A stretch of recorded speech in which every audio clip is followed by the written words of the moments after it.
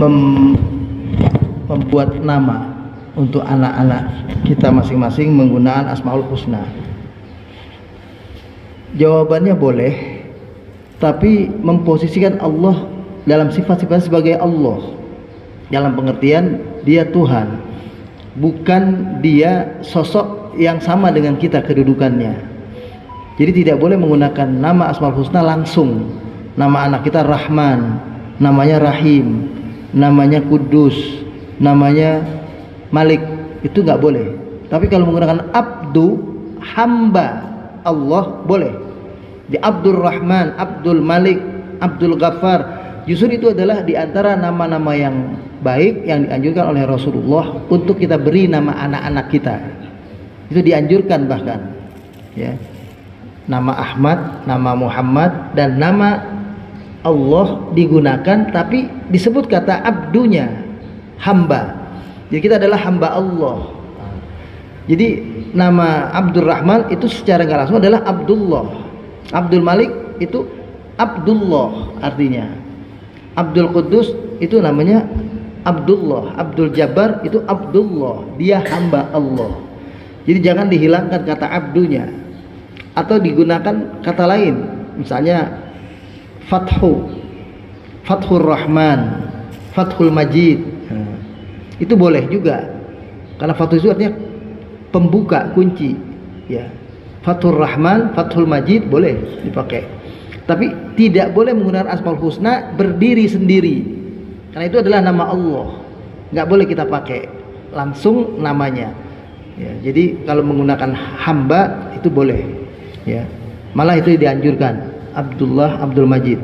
Dan nama itu sendiri, ini menyimpang sedikit, adalah doa. Nama itu sendiri adalah doa. Makanya kita disuruh waktu bayi lahir itu melakukan akikah.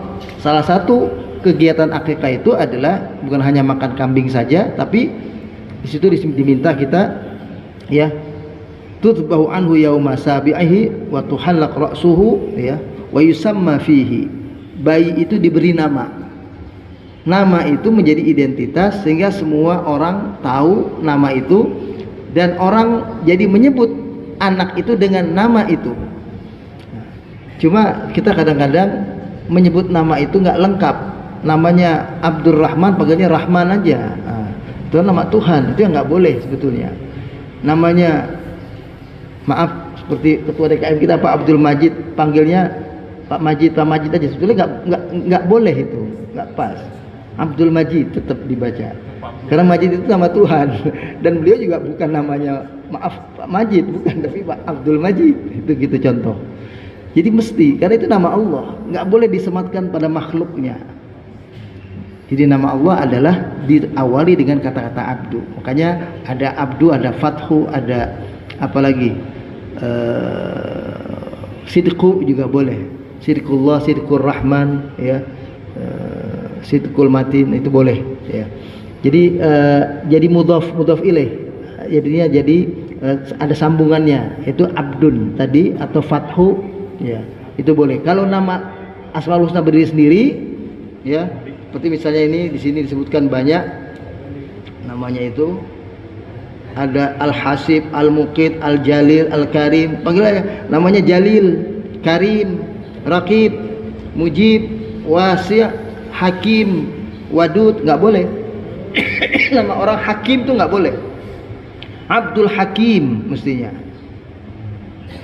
nggak boleh Hakim saja, ya. Jadi menyebut Abdul Hakim sama dengan menyebut Abdullah. Kalau menyebut dia Hakim saja sama dengan nama anak itu Allah, gitu. Coba namanya Allah, coba. Nah, itu makanya nggak boleh di situ. Jadi kalau namanya Hakim dipanggil, itu si Hakim, itu si Allah, itu si Allah, kan begitu. Jadi makanya nggak boleh di situ. Abdul saja boleh kan? Hah? Abdul saja. Ya boleh juga, kalau panggilnya Abdul masih boleh lah, Hamda. Tapi hamba siapa? Nah, masih. Abdul Rahman, ya, kita panggil ya. Abdul aja. Ya. Ya sebetulnya Abdul Rahman yang lebih lengkap. Jadi itu ketika jadi doa, maka akhirnya besarnya dia jadi hamba Allah yang Maha Pengasih. Kalau tadi disebutnya contohnya Abdul Malik, panggilnya Malik aja, akhirnya jadi galak, jadi raja mungkin, tapi raja yang zalim misalnya. Kenapa? Karena panggilnya Malik. Dia jadi raja betul dia, bukan hamba Allah, bukan hamba raja. Karena kita disuruh hamba Allah sebagai raja, hamba Allah jadinya hamba raja. Itu begitu mestinya. Jadi itu aja barangkali tentang nama-nama ya, karena nama juga adalah doa. Saya ada kenalan namanya Qaidal Aqsa, dipanggilnya Qaidal. Tadi panggilnya Qaidal. Lama-lama Qaidal susah, Qaidal susah. Jadi Kidal, ujung-ujungnya betul-betul Kidal, Pak. Kidal, gara-gara panggilnya Kidal. Tangan nulis tangan kiri, yang kuatnya tangan kiri, semuanya kiri. Kan dipanggilnya Kidal. Padahal namanya Qaidal Aqsa. Ya. Panggilnya Kidal. Itu jadi ya karena dipanggil sering itu jadi doa. Itu dimaksud nama itu adalah doa. Semakin sering kita dipanggil dengan nama kita sesuai dengan nama yang orang tua kita beri nama kita itu, maka kita akan didoakan terus menjadi sosok yang seperti itu. Ya. Namanya Ahmad, namanya Muhammad, panggil Muhammad. Semoga jadi seperti Nabi kita Muhammad sallallahu alaihi wasallam. Itu begitu. Kalau nama Nabi boleh. Nama Qasim, ya anaknya Nabi, nama Muhammad, nama nama-nama Nabi, ya. Amin, Nabi Idris, Sulaiman, Yakub, semua boleh. Nama Nabi itu boleh di depannya, ya. Ada juga dulu pemimpin di Afghanistan itu Abdur Rabbir Rasul itu boleh. Abdur Rabbir Rasul, hamba Tuhannya si Rasul. Itu dulu ada tokoh Abdur Rabbir Rasul Sayyaf, itu zamannya Hikmatyar, itu zamannya Burhanuddin Rabbani, itu dulu. Kalau kita sebut ya Allah, kan ada ya Allah ya Rahman. Iya. Kalau kita berdoa ya Rahman saja tanpa menyebutkan nama Allah. Oh boleh, ya Rahman, ya Rahim, nggak sebut ya Allahnya, boleh, ya, karena itu adalah nama Allah. Dan yang penting hati kita tertuju kepada Allah, itu yang dimaksud. Jadi menyebut Asmaul Husna saja tanpa kalimat Allahnya disebut tidak apa-apa. Jadi nyebutnya hanya ya Rahman, ya Rahim, ya Barru, ya Karim, ya Aziz, ya Ghaffar, ya Mujib, ya Hasib, ya Wakil. Kita sebutkan nama-namanya semua boleh, ya. Dan disuruh memang berdoa menyebut nama itu, ya. Supaya apa? Supaya kita merasa Allah itu kayak di depan kita, dekat dengan kita.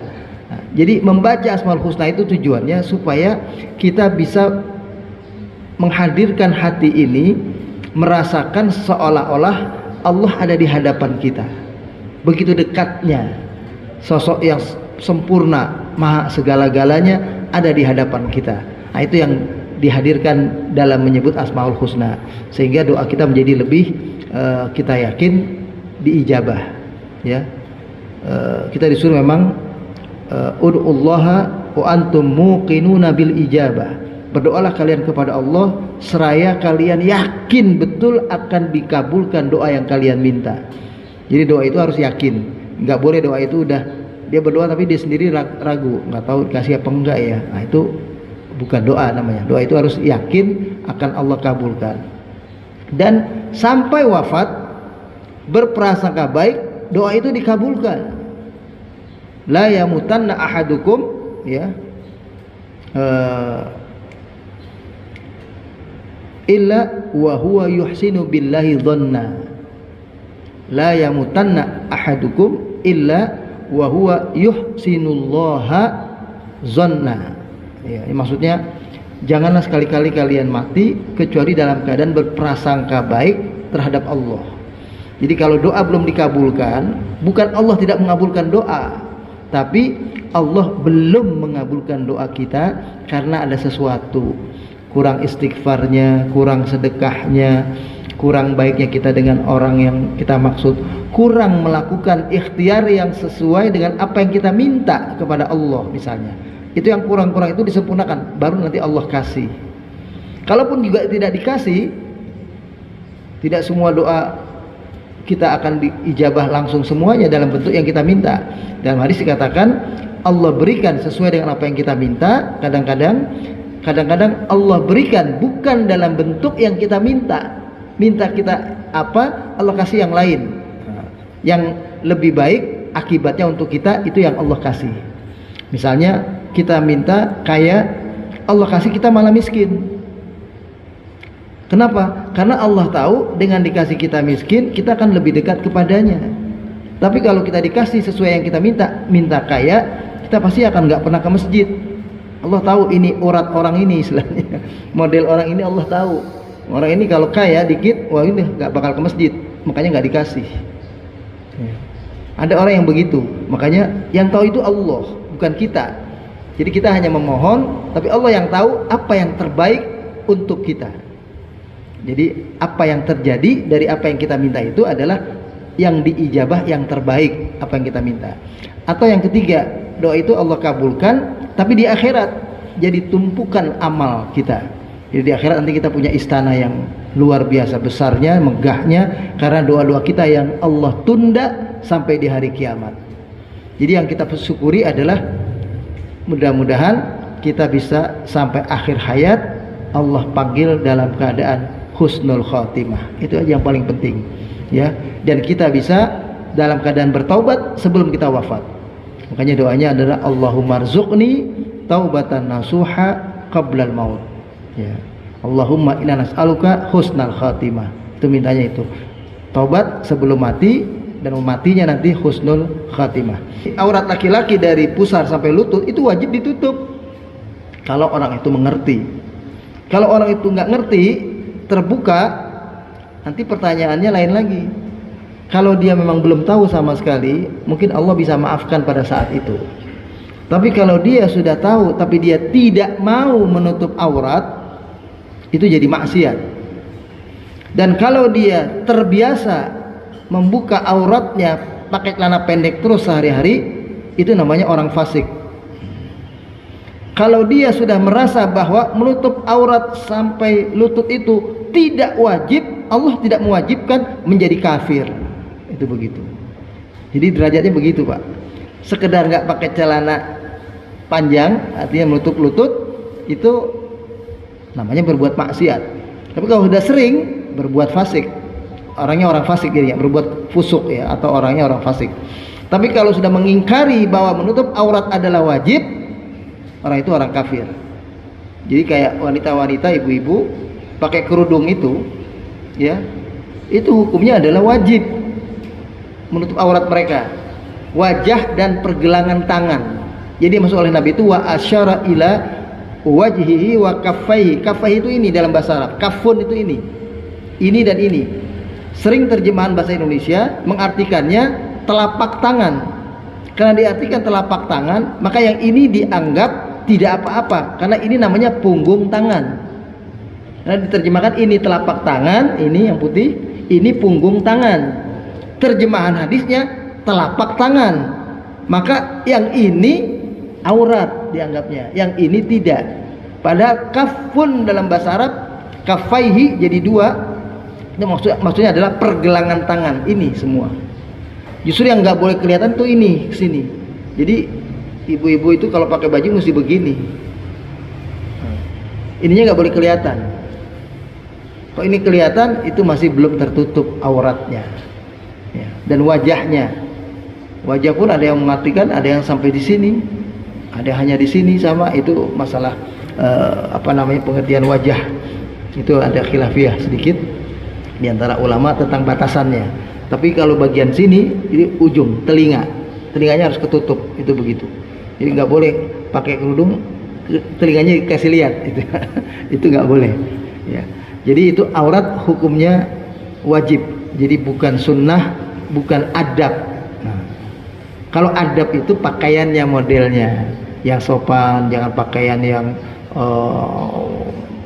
udah tua masih pakai warna jingga, warna ungu, warna apa menor begitu, itu barangkali itu adab, ya. Pakainya yang kalem misalnya, itu begitu. Atau model pakaiannya juga barangkali, nah itu demikian, itu adab. Yang aurat tadi kalau kita hanya di rumah ada yang cuma mahram aja, tak campur yang lain, itu nggak apa-apa ya? Tidak apa-apa, sesama laki semua ini, kayak kita di kolam renang laki semua, pahanya kelihatan, boleh Pak. Aurat sesama laki hanya kemaluan. nggak boleh kelihatan tetap. Perempuan juga gitu, aurat tadi yang wajah dan pergelangan tangan itu adalah untuk yang bukan mahram. Tapi aurat dia dengan mahramnya, dengan sesama perempuan, itu aurat perempuan adalah dada sampai kemaluan. Dada dan kemaluan itu nggak boleh, itu aurat itu. Kalau Sesama perempuan. aurat perempuan terhadap perempuan kafir, Aurat perempuan terhadap perempuan kafir sama dengan aurat perempuan kepada yang bukan mahramnya. Ditutup semuanya. Kenapa? Karena perempuan kafir itu karena tidak ada amanahnya, dikhawatirkan bisa menceritakan aurat kita kepada orang lain. Jadi kalau kita wanita ya nggak boleh buka rambutnya itu kepada perempuan kafir walaupun temannya. Kenapa? Karena dikhawatirkan dia akan cerita pada orang lain. Tahu nggak? Rambutnya itu diwarnain, warnanya bukan hitam lagi, warnanya jingga. Tahu nggak? Itu di lehernya itu ada tompelnya gede banget. Oh, jadi cerita semua aib orang itu. Makanya nggak boleh. Perempuan harus tertutup auratnya dengan perempuan kafir. Walaupun perempuan kafir itu adalah saudaranya. Kalau kafir ya. Tapi kalau dia beriman nggak apa-apa. Ya. Kalau aurat dengan sesama dengan mahram itu tadi batasannya beda. Laki-laki kemaluan. Jadi laki-laki kalau kita kumpul semua laki-laki, pahanya kelihatan, nggak apa-apa. Pusernya kelihatan, nggak apa-apa. Tapi kalau bapak keluar olahraga, kan bisa dilihat sama ibu-ibu, dilihat sama yang lain. Kita nggak tahu. Nah itu yang jangan. Kalau orang yang nggak ke masjid nggak nutup aurat mungkin nggak apa-apa. Tapi kita yang sudah ahli masjid sebaik mungkin kita jaga aurat kita dengan baik. Itu begitu. Ya. Saya kira itu. Wallahu a'lam bishawab.